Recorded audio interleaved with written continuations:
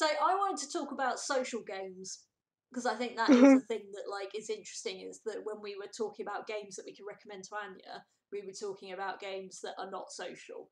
And I mean, partly that's because of the Xbox, but also it's partly is because like I wouldn't find myself saying to my friends, "Yeah, try Rust, you'll love it," Yeah. because I'd be worried about them. Because so the way Rust works is that there is a voice chat. When you get close to somebody, you can press V and they can hear you and you can hear them.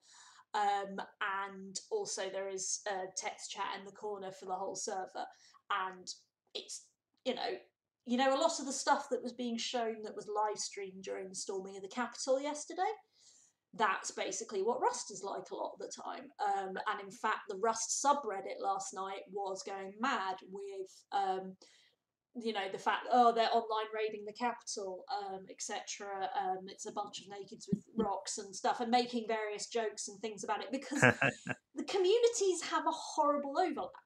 But I still think that it's one of those games that you find the right server for you. You find the right server where there are nice people, where it's run by a decent admin. So you will find some servers that say literally no toxicity, no racism, no sexism, no homophobia.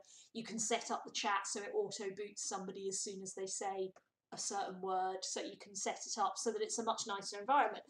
And I often think that it's worth us as feminist gamers getting into games and creating those spaces to make them safer so that people can enjoy them. But I was wondering if you guys had any games or areas where you felt that was the case too. To bounce off what you were just saying, so there's a part of the matrix of the patriarchy that I have now had revealed to me. One of the biggest thing is how dangerous the world is for women and every marginalized group in a way that it has never been for me, because I'm a cisgender straight white man, middle class, for whom like the patriarchy is built. And just I think if I could go into any social place on the internet and just sit there in the background and not have anyone take issue with it. But you're saying about these, none of you know what you're getting into, like when you leave the house, let alone going into, and that's the same with anywhere, including gaming spaces. So it's it's shitty and difficult, and you're right. You have to, like with the Women's Equality Party, you have to create the space, and then you need to make that the best space. And it's shitty, but I think I don't know what the answer is. Well, no, but you do highlight a good point there, Matt, that there is a certain degree of privilege. I am white, I am cis, I am middle class, and that means that I am a little bit more confident. And the fact that I went to a private school where you constantly have it drilled into your head that you are the best in society gives you that sort of like. So I'm able to go into those and be a bit more bolshy and a bit more confident. But it's other people aren't going to feel safe. Doxing does happen, things like that do happen, where there's a reason why people, it's not just, oh, we don't want someone to be nasty to us. It's, although that's bloody horrible anyway, but there is also a genuine danger for some people. Now, Jamie, you've probably played the most social games over the decades. Do you think it's got worse or better? I mean, you haven't played as many recently, but like, would you be more reluctant to now than you were 10 years ago, do you think? I don't think I'd be more reluctant to play now, because I think I've got a thicker skin, and I think I've kind of seen it all now, I think. And I think that it probably is worse now, because I think that things like Gamergate and the general shift to the right and a bit of a backlash with the whole Me Too movement and things like that, I think has emboldened the kind of person that is going to make a space uncomfortable for people that don't fit into their whatever mold that they think. I think with regards to what what you can do about it. I think it's like any other area. The more people from a diverse background that you can bring into a space, the better. You know, the more people that are there, the more they can stand up and say no, or this isn't okay, or they can just shift.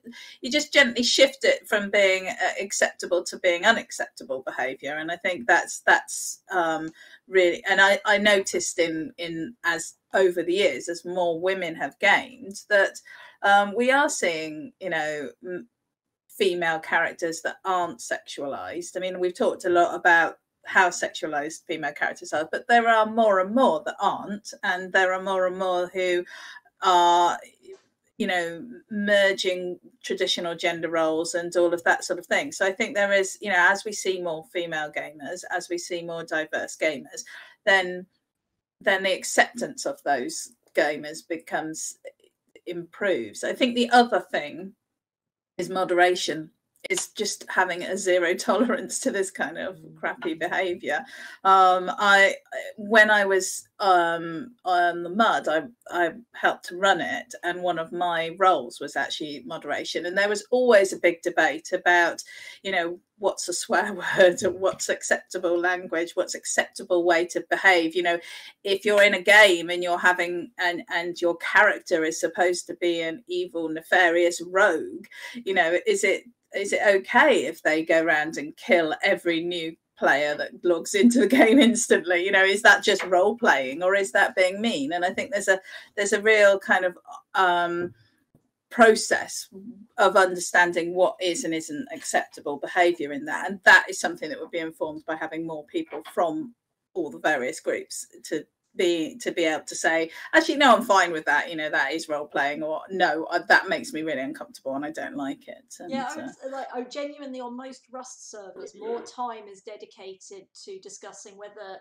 it's acceptable for the admins or the moderators, whoever, to stop people offline raiding than it is to deal with racism, homophobia, etc. It's like, you know, well, we don't want to drive people away from the server, so it's really important that you don't offline raid somebody on their first day, or that you leave the noobs alone and stuff like that.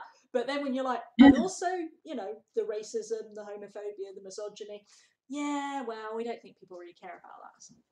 Anyway, Alex, social gaming, what do you think?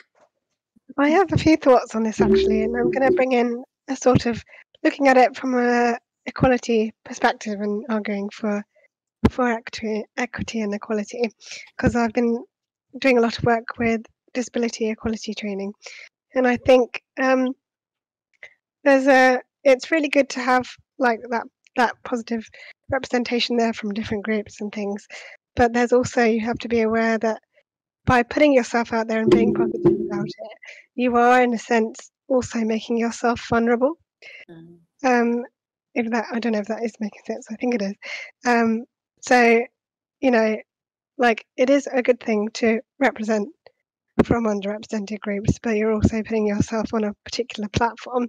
So in that sense, also, you've got to be aware that the burden for making people more aware of these issues and making people more aware of how their behaviour might not be particularly tolerant is also sometimes if it's left to just us to deal with it, can be a bit of a burden. So it needs to be kind of the responsibility of everybody, not just the person from that particular group, if that makes sense. Yeah, to blow that into, look, you remember the Black Lives Matter protests in America. That was like, racism is a white person's responsibility to stop. Toxic, the patriarchy is the men's. It's their fault, so it's their problem, but it's always left to the victims, isn't it?